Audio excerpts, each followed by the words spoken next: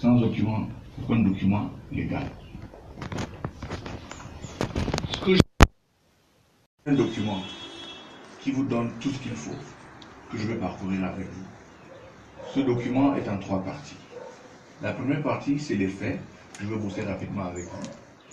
La seconde partie, c'est une analyse juridique des procédures. Très rapidement brossée, que Maître Guy Charles, qui est là, va, n'est-ce pas, en parler avec vous. Et à la fin, donc, les pièces qu'on va parcourir. Et un petit exposé par l'avocat d'association qui est Maître Binzi, qui est là. Il connaît ce dossier depuis son lancement. Et Maître Doumbé, qui est avocat de Douala, qui a été témoin de toutes les étapes de la procédure. Donc, je ne sais pas si ceux qui ont déclenché cette histoire savaient, n'est-ce pas, de quoi il s'agit.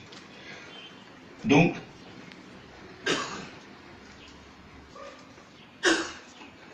au départ, je vous aurais suivi, et je pense que là, les journalistes, vous avez raison. Vous m'avez poussé, d'autres m'ont interrogé, parlez-nous de cette affaire. Je vois Rodrigue en train de secouer la tête parce que c'était son point de vue. Donc, je me suis trompé. Comme disait mon prof aux États-Unis, il s'était trompé une seule fois. C'est parce qu'il pensait qu'il avait tort quand il avait raison. Donc, c'est notre histoire. Mais, pour continuer sur cette lancée, j'ai évité de parler de ce dossier parce que je pense que c'est un dossier. Il y en a des milliers de dossiers de succession devant nos tribunaux. C'est un dossier simple. Donc je ne pense pas je vois pourquoi je vais commencer à dévoiler, à parler de l'histoire de famille en public. Je pense que j'avais un respect, 40 ans d'avocature, que je dois respect aux tribunaux qui vont trancher en droit. Donc je me suis trompé sur toute la ligne. On n'a pas un système judiciaire.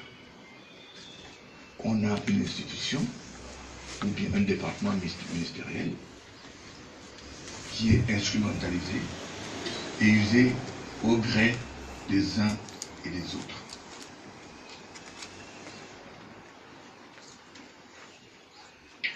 Nous sommes une famille de 8 enfants. Mon frère aîné, c'est Daniel Mouna, docteur Daniel Mouna, qui est décédé en 2009, qui est le président de l'Ordre des médecins. Le deuxième, c'est mon frère Bernard Mouna, qui est actuellement chef de famille. Le troisième, c'est mon frère Edwin Mouna, ingénieur en télécom, qui est décédé en 1973. Le cinquième, c'est mon frère, le quatrième, c'est mon frère Humphrey, qui est ingénieur en électricité civile, décédé en 2014. Le cinquième, c'est mon frère Wali, qui est professeur en cardiologie. Le sixième, c'est mon frère Georges, qui est ingénieur agronome, qui a aussi une histoire longue à raconter si vous voulez lui parler. Et le sixième, c'est moi qui suis avocat. Et 8 ans après, ma sœur, Ama, qui a fait la traduction, qui a fait langue. Ama est la seule francophone de notre famille. Parce qu'elle a fait des études, ça fait rire.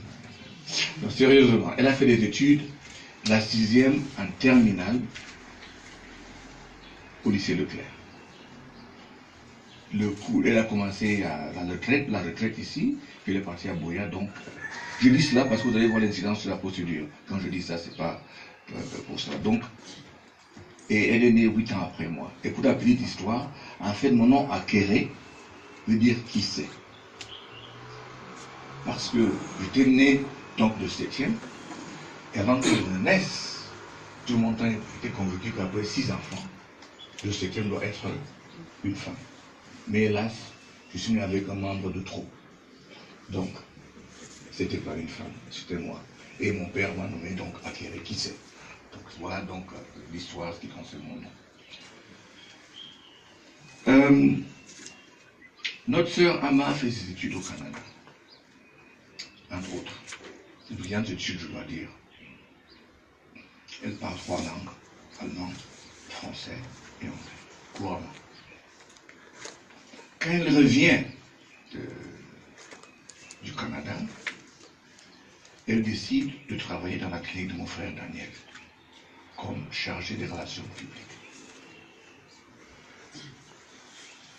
elle va décider après ça de commencer, de se lancer directement en affaires. Parce qu'elle trouvait l'atmosphère de la clinique familiale un peu contraignante. Pour s'épanouir, elle a décidé donc de commencer une affaire qui va s'appeler Elfrina, qui faisait, n'est-ce pas, dans l'habillement, n'est-ce pas, des enfants. À part de l'aide que Daniel lui a donnée pour lancer son affaire, elle décide d'aller très vite. Et elle va voir mon frère Humphrey, qui va donc mettre un de ses immeubles en hypothèque pour lui permettre d'avoir les fonds nécessaires pour gérer cette affaire. Inconnu de nous, notre ami de la famille qui était avocat formé par Bernard Menguena décide, sans nous dire, de se porter caution aussi pour notre prêt financier. C'est comme ça qu'elle se lance dans cette affaire. Avec une gestion approximative, l'affaire est très rapidement tombée. Elle était criblée de dettes, de chèques sans provision, et j'en passe. La famille va se mettre ensemble pour essayer de régler. L'immeuble de mon frère Humphrey mis en danger. Et c'est là que même Guéna sort du bois. Pour dire, on est en train de vouloir me saisir. On dit, mais comment est-ce que tu peux aller dans une famille, n'est-ce pas, donner une caution et personne ne le sait. Et mes frères ont dit, mais écoute ça, il cherche à le trouver, comme on dit. Insupportable, je te dis. Mais, j'en ai parlé à mon père, il a dit, écoute, ce n'est pas normal qu'un tiers souffre comme ça, c'est quand même votre sœur, on règle ça. Il me demande de faire une mutation sur un terrain en faveur de Menguena pour résoudre ce problème de dette. C'est chose qui est faite.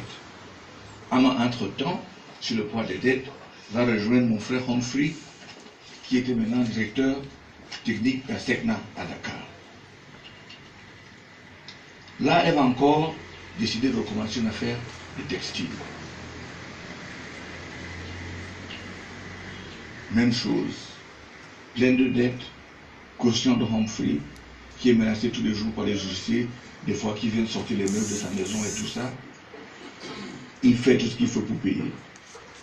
Et Ama reviendra donc au Cameroun, mais cette fois-ci, il faut aller directement au village, rester avec mon père. Peut-être qu'à l'abri des créanciers, qu'est-ce que j'en sais. Et elle va rester là. Mon père avait droit à un secrétaire particulier. Celui qu'il avait à l'époque était d'un certain âge, qui passait plus de temps dans les bars qu'à côté de mon père. Je lui ai dit, écoute, moi je pense qu'il faut désigner Ama, nommer Ama comme secrétaire particulier. Parce que c'est ta fille, elle a les qualités qu'il faut, et ça nous rassure, elle peut nous parler de ce qu'il y a à faire et tout ça. Mon père dit vraiment, qu'est-ce que tu vas écouter? Ça vraiment, la secrétaire particulière, c'est pour toi, elle est ici au village, il n'y a pas d'objectivité à y mettre. Je dis d'ailleurs, le premier ministre Akédé Atchou, qui est en fonction, son secrétaire particulier était son petit frère.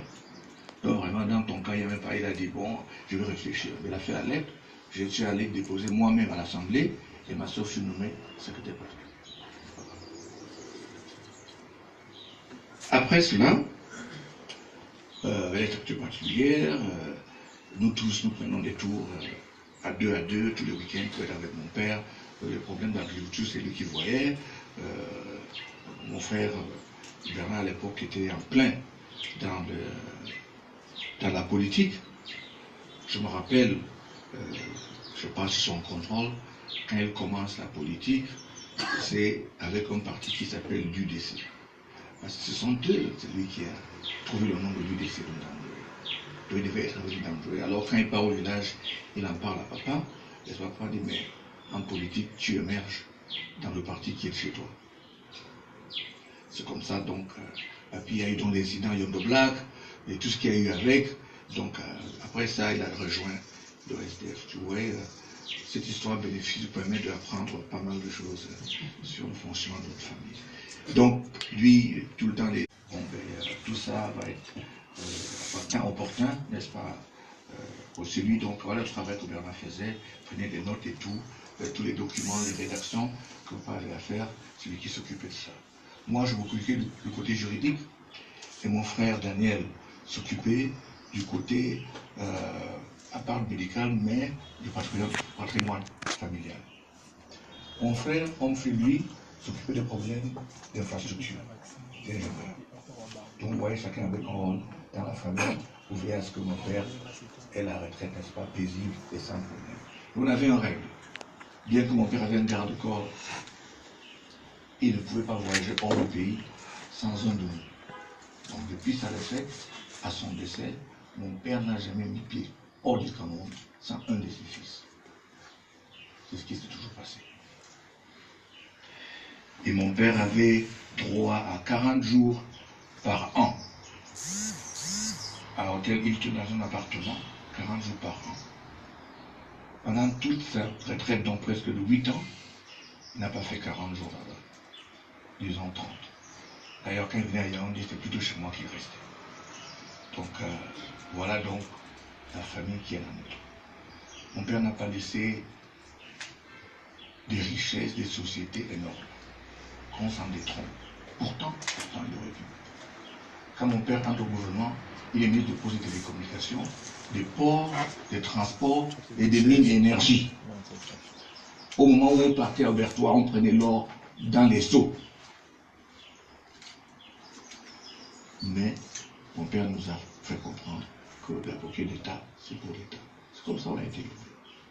Donc, c'est pour vous dire que quand on parle de probité et d'intégrité, pendant tout le temps où mon père était aux affaires, il nous a demandé, par faveur, s'il vous plaît, ne vous occupez pas des affaires de l'État.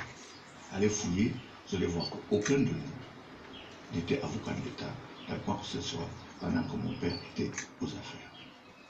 C'était comme ça. Je me rappelle, lui, à son retour Bernard, de son retour de l'Angleterre, parce que Bernard, c'est un de vos confrères, hein, parce que Bernard était journaliste à la BBC, avant d'être avocat. Il rentre ici, et il joue connaissant mon système, il est avocat, il demande à Bernard de travailler au protocole d'État. Donc Bernard fait, je crois, quelques mois, le protocole d'État à la présidence, et puis il a dit, vraiment, s'il vous plaît, vraiment, moi je suis avocat, je vais aller à Boya, c'est comme ça il va y aller. Et puis, CDC à l'époque saute sur lui pour demander qu'il soit le conseiller juridique. Mais au moins, ils font la demande, mon père est déjà Premier ministre. Et mon père s'oppose. Mon fils, il est bon avocat, certes, mais je m'oppose à ce qu'il soit nommé conseiller juridique de la CDC. C'est pour vous dire que les principes, ce qu'on fait aujourd'hui, ce n'est pas par hasard. Quand je déclare ma candidature de démission de EcoBank, de la Banque africaine de développement, de ces endroits-là, c'est un réflexe. Ce n'est pas pour faire paraître. D'ailleurs, ça me fait mal financièrement. Mais je pense que, avant de demander aux autres de faire quelque chose, il faut pouvoir le faire soi-même. Le seul capital que j'ai, c'est mon honneur. C'est mon honneur. Et c'est ma soeur qui me sent mal.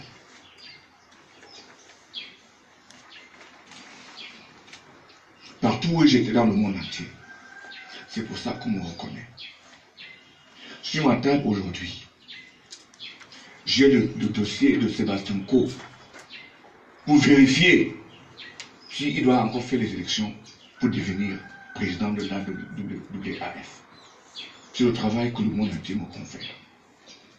Ma soeur en moi estime que je suis un faussaire. Et l'État le suit. Et le ministre de la Justice le pousse et manipule la justice de notre pays. Eh bien, j'entends montrer que je suis Camerounais. Ministre ou pas, je vais en découdre. Ici et ailleurs. Et de dire sans crainte.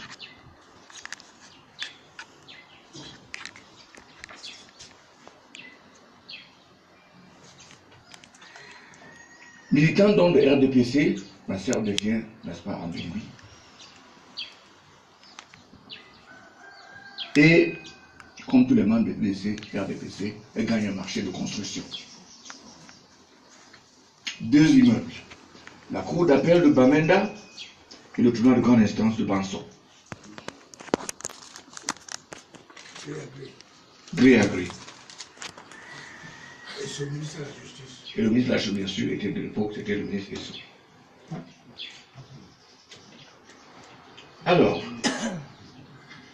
Alors,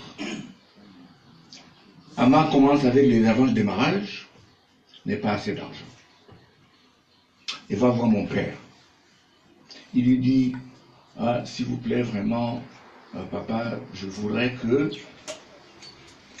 l'immeuble dans lequel je trouve à Philandamenda soit hypothéqué pour que je puisse avoir les fonds pour faire ce travail. Ma soeur va dire, Ama, vraiment, toi et les affaires, ça n'a jamais bien tourné. Je ne suis pas prête, à mon départ de cette terre, de mettre en péril ce que je laisse à vous tous. Donc, je ne peux pas. Ama me téléphone. Il dit à Kéré, c'est à le conseil juridique de la famille. Il dit à papa, c'est pour ce que j'ai fait.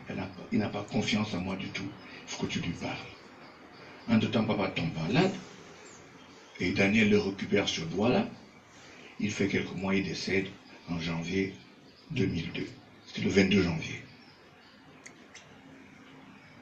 Il décède à Douala, n'est-ce pas, entre les mains de mon frère Daniel et Wally. Bernard était à Londres. Puisqu'on connaissait que mon père allait mourir, ça c'est une chose intéressante de vous dire, on avait rédigé le document qu'on distribue de sa vie, les photos et tout. Et mon père a lu ce document. Entièrement. Il avait ça à son chevet, et chaque fois qu'il voyait Daniel ou Bernard, il dit, lisez-moi ça, lisez. Donc le document qui a été distribué de mon père sur sa vie et tout ce qu'il a fait, est un document que mon père a lu et approuvé. Donc, on avait demandé à celui qui imprimait en Angleterre qu'il faut combien de temps pour apprêter tous les numéros. Il a dit 10 jours. Donc Bernard est donc resté à Londres. Quand Daniel lui a appelé pour dire qu'écoute, papa est décédé, Bernard à ce moment-là a lancé l'impression, il est attendu pour venir. C'est pour ça qu'il n'était pas là. Donc papa, n'est-ce pas, il était là pour veiller, parce qu'on avait dit, entre le temps qu'il décède, il faut 2 semaines, on enterre. Il décède, on avait déjà fait le programme. À 14 h, on le faxe au cabinet civil pour leur dire que papa est décédé, on l'enterre ce jour, voilà le programme.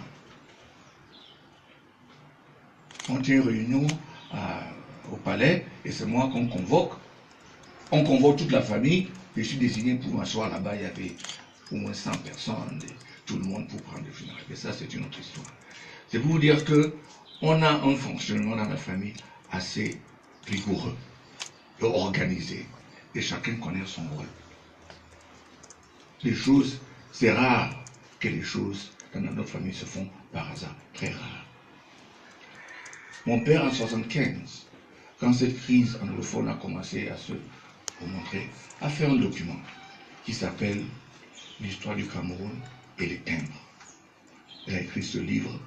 Tous les exemplaires sont ici. Ceux qui vont à la fondation peuvent lire les pages de ça, où mon père décline l'histoire du Cameroun à travers les timbres. Donc ça part de la période des Allemands jusqu'à la République unie du Cameroun, la République du Cameroun. Ces documents sont prêts. Tout ça c'est prêt. Le moment opportun, on va distribuer. Le premier peut depuis 75, 76, 95, 96. Donc mon père décède donc. Tout se passe bien. 1 ou 2 mois après, Ama vient là, à la charge, voir Daniel. Il dit, vraiment, j'ai des problèmes pour faire cet immeuble, il faut absolument qu'on hypothèque quelque chose et tout. Daniel m'appelle. Il dit à Kéré, soit le conseil juridique, on fait quoi? J'ai dit, il me explique, j'ai dit, bon, je vais regarder le dossier. J'ai regardé le dossier, et dans le dossier, qu'est-ce que je vois? Un avis de virement irrévocable, fait par sa société en faveur de la banque. Je pose le dossier à Daniel, il n'y a pas de problème. Puisque l'État va payer à la banque, il n'y a quasiment pas de risque. Donc allons-y. Il dit, bon, fais les papiers, je signe. Il dit, ah, tu sais qu'on a encore à moins de 6 mois, on n'a même pas terminé le deuil. Il dit non. Ama a des problèmes financiers. Il faut rapidement qu'on ait un jugement d'hérédité pour que je puisse ordonner l'hypothèque. C'est comme ça. Donc, à sa demande, pression sur mon frère Daniel, on va donc procéder à déposer, d'abord à faire une requête de famille, une réunion de famille, où tout le monde est présent, où elle signe, et les documents sont remis à Maître Ndoumbe, qui est là.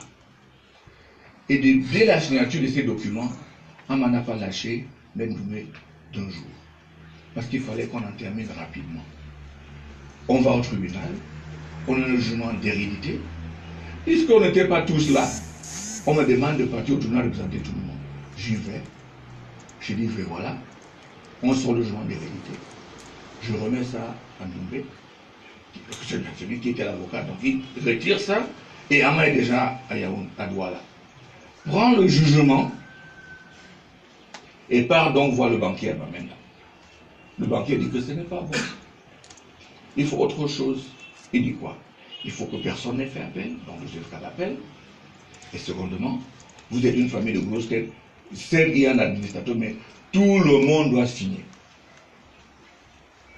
Et vous donnez procuration. Ama vient donc voir Maître Ndoumbe, qui appelle dans son bureau un huissier, Menzanko Didier, signifie la décision à Ama elle-même. Mon frère Humphrey qui était à Douala signifie à Humphrey lui-même. Il m'appelle, je dis, écoute Ndoumbe, je te prends comme avocat, signifie dans ton cabinet. Bernard aussi, Bernard dit, signifie dans ton cabinet. On appelle Georges, il dit, signifier chez mon frère Humphrey. On a donc cette signification, où les seules personnes qui sont signées à personne, c'est Ama et Humphrey. Wally et Daniel qui sont à la clinique étaient en train de travailler. Ils ont demandé qu'on signifie à leur secrétaire. Aujourd'hui, ma soeur dit qu'elle n'a jamais été signifiée. Tout ce que je dis, c'est écrit, les pièces sont là, quand on va les parcourir, vous allez être édifiés. Alors, on signifie la décision. Je pense que c'est le 2 août 2002. Le délai d'appel en matière coutumière, c'est 1 mois. Le 4 septembre, dans 1 mois et 2 jours, Ama est de retour à Douala. On va donc chercher le certificat de non-appel. On fait donc la procuration chez Maître Nganalim. Tout le monde signe lui donnant procuration pour les meubles, sauf une personne, Bernard. Il dit que lui ne signe pas l'affaire là. Il dit qu'il ne veut pas que cette affaire va mal finir, il ne signe pas. Bon, je lui dis vraiment, s'il te plaît, signe. Ça me prend toute une journée. Alors il m'appelle, il me dit, est-ce que Daniel a signé? Je dis oui. Je dis ok, je vais signer. C'est comme ça, il signe. Et le document donc est remis à Ama. Une procuration de nous tous, c'est dans les pièces, vous allez voir. Plus donc le jugement d'hérédité. Ama prend ces 2 documents et on n'entendra plus parler d'elle. Je ne sais pas si elle a eu l'hypothèque, je ne sais pas si elle n'a pas eu, je ne connais pas le montant de la créance, je n'ai pas vu la convention, normalement, elle devait me revenir d'hypothèque, je n'ai rien vu.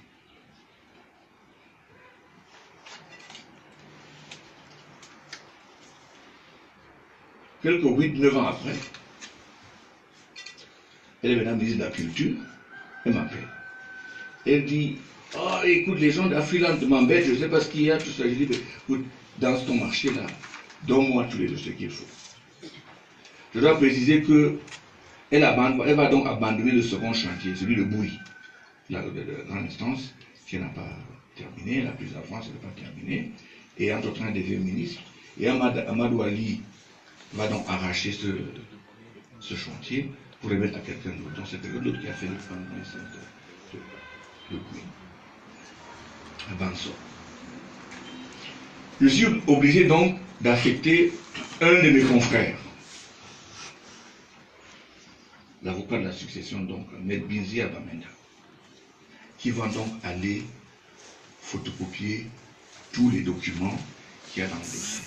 Je vais vous demander un instant de regarder le bordereau de pièces. qui est dans ce document, c'est après. Merci. C'est le second lot de documents, après le récit que je suis en train de faire là. Vous allez voir dans bord de votre pièce. Ça commence par un document qui est comme ça, qui est pas très lisible. Vous y êtes?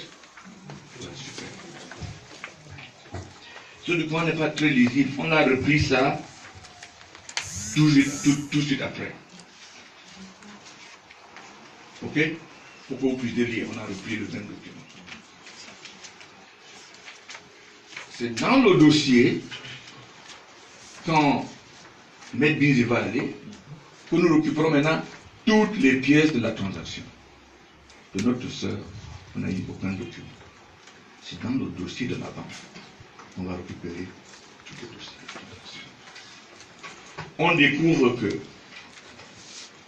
sans seulement faire l'hypothèque de l'immeuble, elle s'est fait payer 3 ans de loyer. Vous allez voir dans cette lettre, il y a une avance de... Elle transmet bien, en vertu du pouvoir que nous confère le jugement d'hérédité et la procuration notariée. Le jugement qu'elle prétend n'avoir jamais eu connaissance.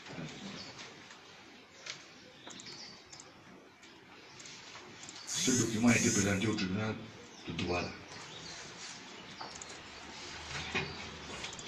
La pièce suivante, c'est le PV de réunion de famille, qui est donc querellé. Elle dit que ce n'est pas elle qui a signé. Vous savez, l'histoire de signature,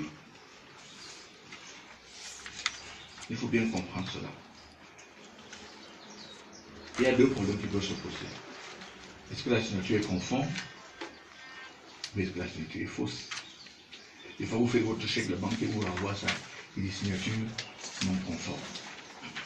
Est-ce que ça veut dire que vous avez fait un faux? Alors, si moi j'étais avec un bandit et vous lui présentez un document, il met n'importe quel brouillé là-bas, est-ce que j'en suis responsable? Est-ce que je devais, dans la réunion, commencer à voir si la signature, comment passer à la poste est une signature conforme? Vous allez voir, tous les documents qui sont ici, retirez le dossier de la banque, chaque document a une signature différente. Alors, si on se glisse sur ce chemin qu'on va trouver un expert pour dire qui a signé, qui n'a pas signé, c'est bien beau. Mais c'est un problème de conformité de signature. Mais dans ce dossier,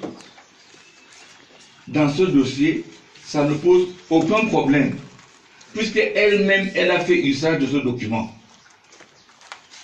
pour avoir c'est elle qui a fait usage de ce document. Donc on ne peut même pas commencer à dire que, à moins que se prévale sa propre turpitude, qu'il s'est falsifié une procédure qu'elle a utilisée par la suite. À la suite de ça, vous avez donc le jugement d'héritier de 2002. Ce document nous désigne tous comme co-héritiers. Avec elle, au même titre. Donc on peut se poser la question de savoir quel est le nombre de préjudices qu'elle a subi. Tous. Ce jugement qui est là a été utilisé par 2 personnes. Mon frère Daniel, l'administrateur, et Ama elle-même pour avoir son prêt. Quand je retire tous ces documents de la banque, je découvre, et les gars me disent, écoutez, le directeur juridique a fait là, il dit, écoutez, maître, nous allons attraire votre soeur au pénal. Je dis, pourquoi? Il dit, mais il est parti au ministère des Finances, retirer l'attestation du virement irrévocable, il a touché tout l'argent au trésor. Donc, elle a signé ce contrat, on a hypothéqué l'immeuble. Et part par derrière voir le ministre des Finances, et elle se fait payer au trésor. Vous comprenez donc la réticence que moi j'avais au début de parler de cette histoire. Parce que ce n'est pas une histoire agréable à raconter de sa propre sœur. Ce n'est pas agréable. Elle se fait donc payer elle floue la banque. C'est pour ça que la banque dit, bien sûr, c'est une escroquerie. C'est un abus de confiance. Le moyen de paiement qui devait garantir l'argent qu'elle a décaissé, elle est partie détourner cet argent. Et elle s'est fait payer directement par le trésor de Bamenda.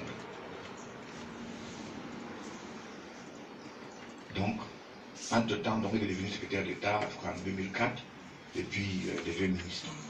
C'est compliqué dans notre pays pour poser un ministre. En tout de moins en moins compliqué apparemment. Dépendant de quel côté le ministre est aussi. Mais en tout cas, je dis à la banque, c'est bien beau, mais j'ai des documents ici. Au moment où vous nous faites signer cette espèce d'hypothèque-là, vous lui avez déjà avancé 120 millions. Donc les premiers escrocs, c'est vous. Parce que vous nous faites donner notre immeuble en hypothèque pour couvrir une dette déjà consommée. Donc si vous voulez jouer à ce jeu-là, allons-y tous, et votre prêt là, on va annuler, et vous nous remboursez. Le gars dit non, acquérir, c'est bon, c'est toi, vraiment. On règle ça à l'amiable. C'est comme ça, donc, on va commencer les pourparlers. Vous allez voir après le jugement dont on parle, vous allez voir le certificat de non-appel, n'est-ce pas? Et vous allez voir la procuration, qui a tous nos noms. Le certificat de non-appel, vous allez voir la procuration, tout le nom de tout le monde, juste le nom de Bernard, ici présent. Et puis vous avez la certification du jugement. Vous voyez, quand vous avez une certification du jugement, c'est que la partie garde, c'est cette partie-ci. Puisqu'il vous dit, l'original est signé et visé,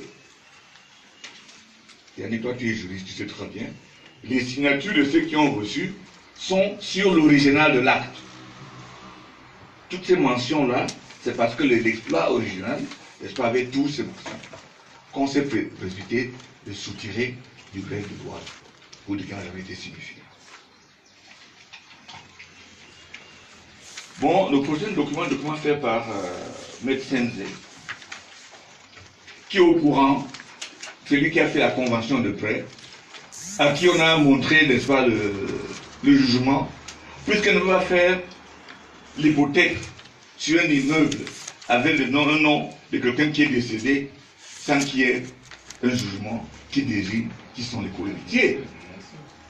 C'est impossible de prendre le titre foncier de quelqu'un qui est décédé et d'aller hypothéquer sans qu'il y ait un lien juridique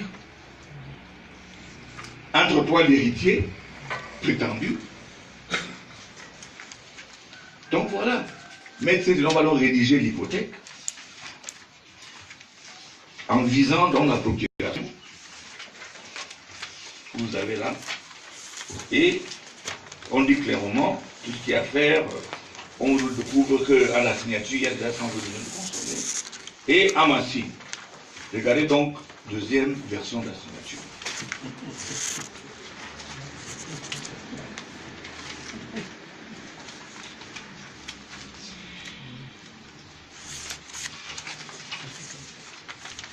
Troisième version de la signature, regardez sa lettre comme ministre de la Culture qui suit.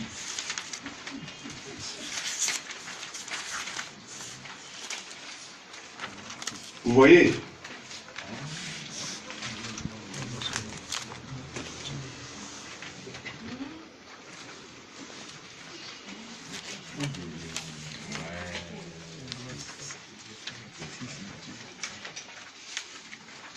Après discussion donc,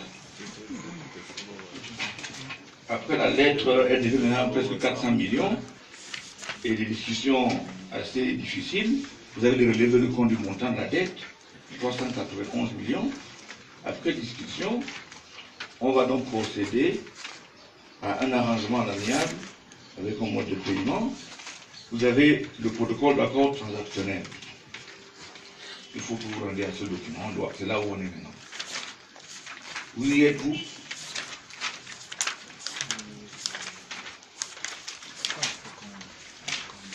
Vous y êtes à ce document. Ça, c'est la transaction que j'ai menée pour aider à apurer sa dette. Une partie en paiement, l'autre partie parce que les gens occupent et en train d'être payés par les loyers de cette maison. On peut donc avoir aussi la chance de regarder la 4e version de la signature. Vous voyez à la page, à la fin de ce document. Vous voyez notre signature.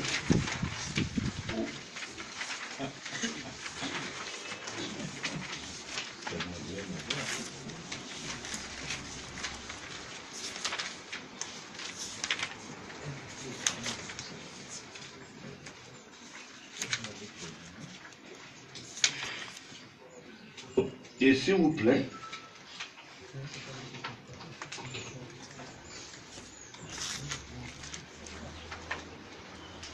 si vous partez au début de ce document,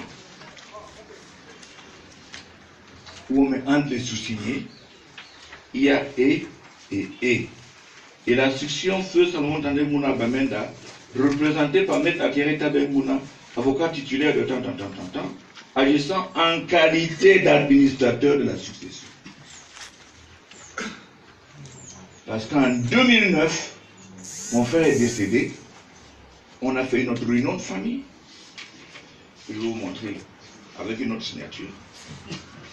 On fait une réunion de famille et je suis décédé. D'ailleurs, les documents qui étaient préparés étaient que Bernard et moi, deux avocats, nous soyons co-administrateurs.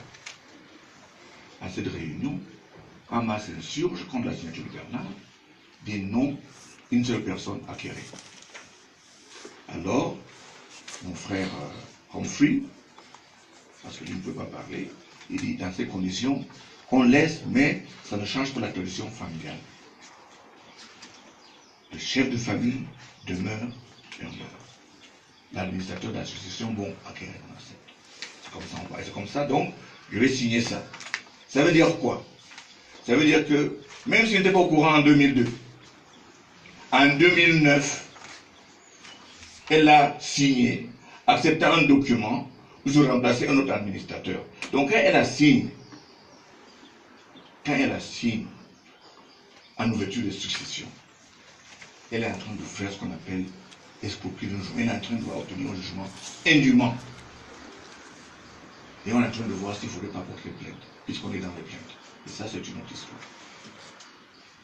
Et donc vous avez, si elle ne savait pas en 2002, elle a utilisé. Si elle ne savait pas en 2009, on a transigé. Toujours pour elle. Ce qu'on a fait. Et je transige, je signe comme administrateur. Elle a posé une autre signature. Je ne sais pas si c'est une fausse ou une vraie, mais en tout cas, elle signe. Et elle prend le temps d'écrire son nom, cette fois c'est en bas, Amatoutou. Et ceci, je mets le mien. Et le directeur général adjoint, et puis Ousmane Mey qui était DGC. Bon, il y a des quelques créances à payer. Là, vous verrez utiliser mon compte personnel, 25 millions et 15 millions, vous allez voir. Je vous ramène maintenant, après les chèques et tout ça, la réunion de famille 2009 qui m'a fait donc administrateur en remplacement de mon frère Daniel. L'intérêt de ce document, c'est pour voir la 5e version de la signature. Amamouna. Vous allez voir une autre signature.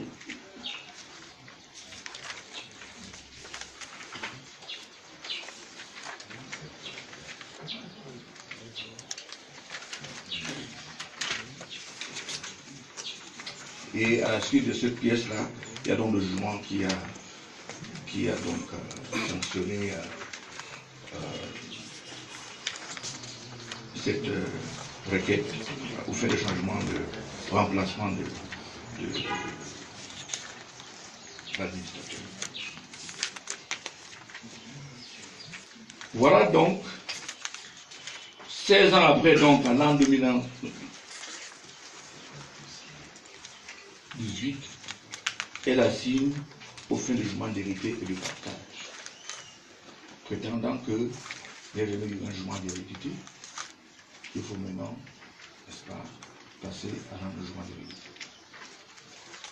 Quand on produit les pièces au tribunal, elle dit que c'est la première fois qu'elle découvre le fait qu'il y a un jugement d'hérédité, qu'elle n'a jamais été au courant fait qu'il y a le jugement direct. Parce que le procès qui est en complément. Je vais laisser Maître Charles, il va vous dire les procès et ce que ça porte, ce que ça porte. Elle fait aussi une citation directe que vous avez par la suite. Et comme par enchantement, c'est moi la seule personne qui est visée. À Kéré Mouna, que j'ai fait le faux en 2002. Qu'est-ce que j'ai bénéficié de ce jugement? J'étais pas administrateur. Le plaider en question, c'est elle qui est partie prendre. Si je suis même le faussaire, il doit au moins avoir mes frères complices. On est à 7 dans une réunion et on décide que c'est moi qui suis la personne qui est falsifiée un document. Sans plus. Les autres frères ne sont pas concernés dans cette procédure. C'est donc la citation de l'aide que vous avez là. Deuxième procédure. Avant qu'on ne finisse, boum, troisième procédure à Douala, requête civile. Qui tend donc à annuler le jugement entrepris et se déclarer incompétent pour ouvrir la voie à la décision ici qui tranche.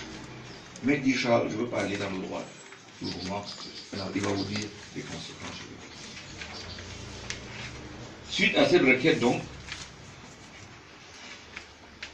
le magistrat Elanga Emmanuel, un nom historique,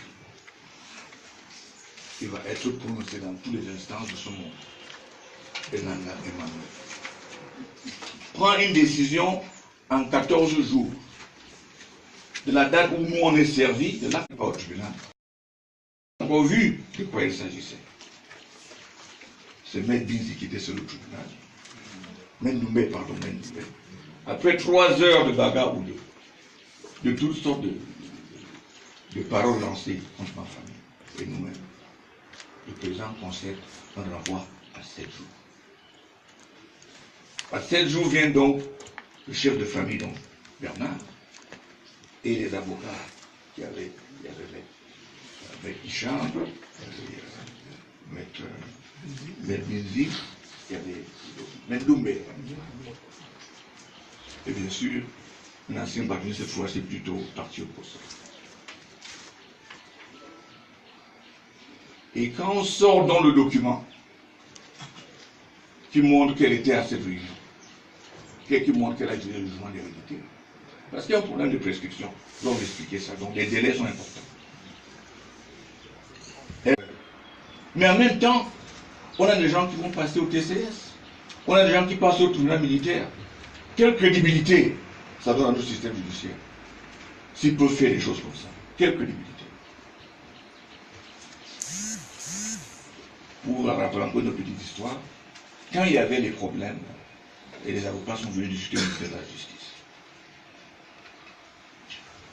bâtonnier Bernard Mouna, mon frère aîné, associé, propose au garde des Sceaux, monsieur le garde des Sceaux, est-ce que vous ne pensez pas qu'il faille aller à Bamenda parler avec ses avocats?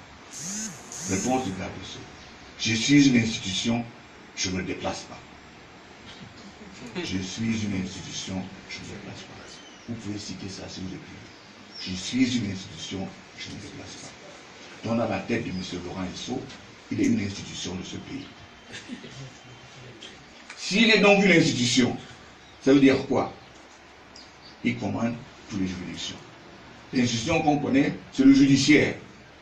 Donc, il affirme que le judiciaire, c'est lui. Il affirme que le judiciaire est le coordonnateur du RDPC dans le littoral. Il affirme que le judiciaire soutient la candidature de Maître Pompier, le président Pompier. Voilà donc à quoi on aboutit. Des gens qui n'ont aucun respect pour notre pays, aucun respect pour l'avenir de votre et du mien. Moi, je vous prends à témoin. Il s'agit d'une affaire sérieuse. Dans d'autres pays, je vous ai dit quand on s'est vu, c'est vous les journalistes qui sauvez les pays. C'est vous. En Angleterre, c'était ça. Nixon, c'était ça. En France, Chirac, c'était journaliste. Alors l'histoire vous guette. Je vous prends à témoin. Je vous donne des documents entièrement clairs qui montrent comment la justice de notre pays est en train d'être instrumentalisée en plein jour. Et les gens restent. Moi alors, je ne veux pas rester les bras croisés. Je veux faire un bruit énorme. Et tant pis.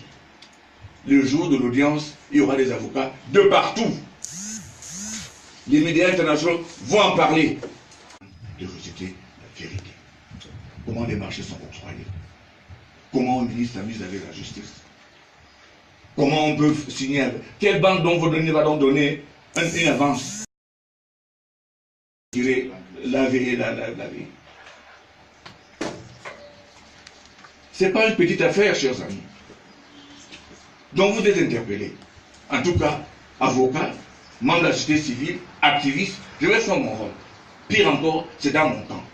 J'ai préparé un dossier pour la CONAC. Pourquoi?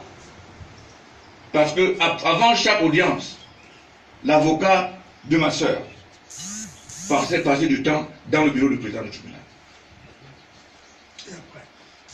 Et après. Alors, cette précipitation de rendre une décision dans une affaire aussi délicate, pendant un des parties est évacué, bon mon frère le professeur Wally est évacué, évacuation sanitaire. Cette décision, après appel, n'a pas d'effet.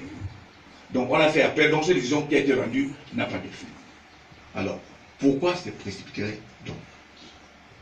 Se précipiter donc pour prendre une décision, sachant que, à cause de ce qu'on a mis dans la décision, que vous avez là, que je vais parcourir avec vous,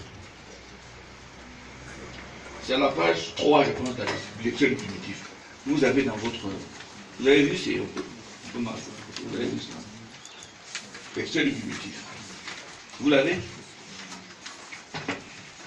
Constate en outre que les noms et prénoms des héritiers présomptifs ont été pour certains édulcorés et pour d'autres incorrects au égard de leur égalité réelle. Mais qui le dit la décision? Mais c'est eux. Ils ont nos pièces, ils transcrivent mal, quelqu'un sur la minute, c'est de notre faute. Et puis en plus, en quoi ça nuit à qui que ce soit, puisque les personnes sont connues, qui contestent, dit compte tenu de tous ces manquements et bien d'autres, l'action de la surnommée trouve tout son fondement au regard de certaines dispositions, l'article 233 du Code de procédure civile ordonne par voie de conséquence la rétractation pure et simple du jugement. C'est ce qui fait rétablir le jugement de vérité. Il n'a pas fini. Et partant, remet les parties au même endroit avant ce jugement. Pour dire que donc, dans notre situation, il n'y a pas eu de jugement d'hérédité. Qui donc du fait qu'elle a pu Afrique doit rembourser, ça veut dire qu'on n'avait pas le droit de signer. L'argent là, les millions là, on va aller maintenant à la banque qui rembourse. Mais du n'importe quoi. Le même juge qui a... Et c'est le même juge qui avait rendu le jugement d'hérédité. Regardez le nom, c'est le même Elanga. En 2 semaines, constate enfin que la demandante d'ordre d'État a saisi le tribunal de grande instance de Mfundi Yaoundé, juridiction de droit écrit aux fins d'hérédité et de partage de la même succession, déclinant en même temps sa compétence de la juridiction du CA. Bon, voilà, elle décline. Mais où est-ce qu'il dit que...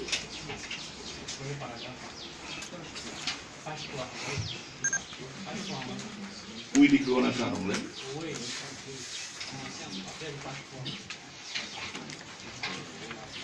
Ah bon, constate également, ça c'est amusant, qu'il est un truisme, que non seulement la demandante n'a pas été informée du déclenchement de ce procès, ni assisté physiquement, encore moins représenté par un conseil aux affaires procédurales, notamment lors du conseil de famille, que...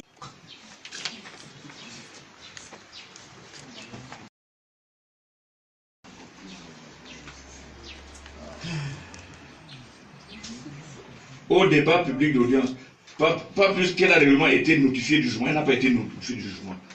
De sorte que ce n'est pas fraude, malice, que sa signature a été grossièrement imitée. dans le procès verbal du conseil de famille et inexistante dans l'acte de certification dont il se prépare. Mais l'original de l'acte est dans son dossier, qu'il a pris le soin de dissimuler.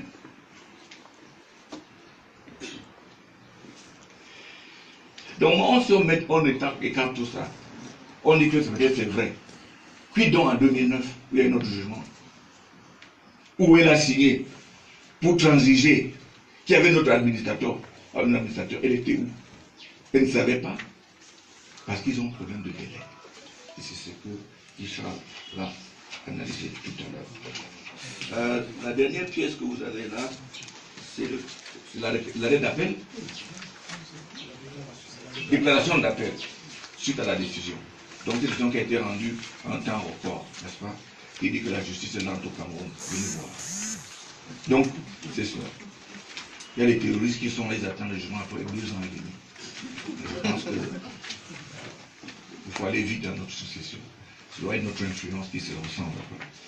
Bon, je ne sais pas comment vous voulez faire. Est-ce que vous voulez me poser des questions? Vous voulez qu'on finisse ce document et puis vous posez des questions de façon globale?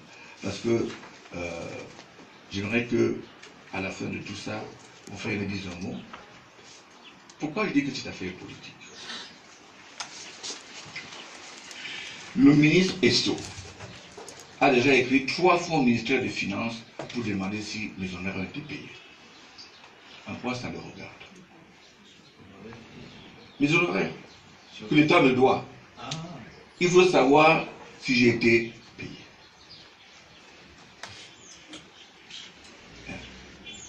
2.